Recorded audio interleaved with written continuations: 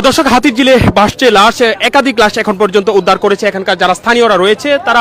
আমরা এই মুহূর্তে হাতিরঝিলে রয়েছে, আপনারা দেখতে পাচ্ছেন যে লাশ সামনেই কিন্তু উদ্ধার করা হয়েছে কয়েকজনকে। আমরা যারা উদ্ধার করেছে তাদের সাথে আমরা একটু কথা বলবো যে কিভাবে তারা পেয়েছে, কখন থেকে এই লাশটা আপনারা কখন পেয়েছেন, কিভাবে পেয়েছেন। আমরা 2:30টার দিকে লাশটার সন্ধান পাই। আপনার হচ্ছে ব্রিজ দিয়ে যাচ্ছিলাম, হঠাৎ করে দেখি যে কিছু একটা ভাসতেছে, পরে বুঝতে পারি যে এটা কোনো মানুষ।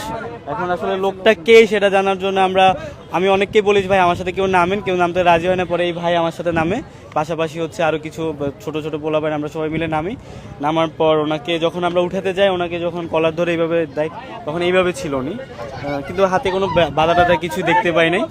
পরে আমরা উপরে যখন উঠাই তখন দেখি যে গলায় অনেক আঘাত আছে, হয়তো পাশি দিয়ে মারা হয়েছে কিনা বুঝতে পারি না।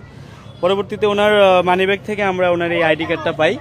এই আইডি কার্ডটাতে ওনার নাম হচ্ছে বাপ্পি আহমেদ, উনি হচ্ছে মিরপুরের বাসিন্দা, মিরপুর 11। তো আমরা অনেকক্ষণ থেকে চেষ্টা করে মিরপুরে